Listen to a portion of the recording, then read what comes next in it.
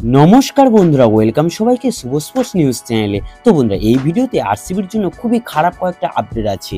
এছাড়াও IPL related 5 গুরুত্বপূর্ণ update দেওয়ার আছে তোমাদের, তাই সবাইকে পুরো ভিডিওটি দেখার অনুরোধ থাকলো। আর যারা ভিডিওটি দেখছো সবাই প্লিজ লাইক ও সাবস্ক্রাইব করে দাও। তো বন্ধুরা, প্রথম বড় আপডেটটা হলো দীনেশ কার্তিককে নিয়ে। তো দীনেশ কার্তিকের যে এটাই শেষ আইপিএল হতে চলেছে তা তিনি নিজেই ঘোষণা করে দিয়েছেন। এরপর থেকে তাকে শুধুমাত্র কমেন্টই করতে দেখা যাবে।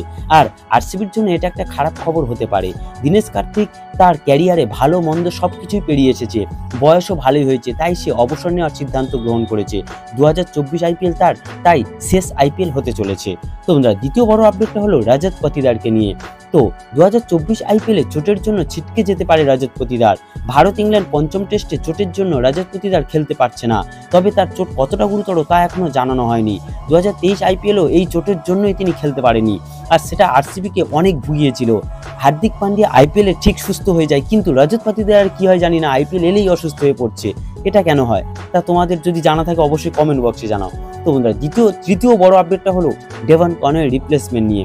কিছুদিন আগেও বলা হচ্ছিল যে মে মাস পর্যন্ত সে সুস্থ হয়ে যাবে, তারপর সে আইপিএলে ফিরতে পারবে। কিন্তু এখন যা পরিস্থিতি, তাতে তার রিপ্লেসমেন্ট খুঁজতেই হবে সিএসকেকে, কারণ তার চোটের সার্জারি হবে। তবে তার রিপ্লেসমেন্ট হিসাবে ফিল সল্টের নাম ভেসে উঠছে। তবে ফিল সল্টের পাশাপাশি আরেকজনেরও নাম ভেসে উঠছে, সে হলো স্টিভ স্মিথ। তো এখন দেখার কে আসে চেন্নাইতে। তো বন্ধুরা, চতুর্থ বড় আপডেটটা হলো এবি ডিভিলিয়ার্সকে নিয়ে। তো এবি ডিভিলিয়ার্স আবারও আইপিএল এর সঙ্গে যুক্ত হতে চলেছে। এবি ডিভিলিয়ার্স তার নিজের ইউটিউব চ্যানেলে বলেছেন যে বিরাট কোহলি নিজে থেকে এবি ডিভিলিয়ার্সকে কল করে বলেছেন যে তুমি এসে আমাদের প্লেয়ারদের কিছু শেখাও, আর তোমার কাছ থেকে কিছু শেখার আছে আমাদের প্লেয়ারদের।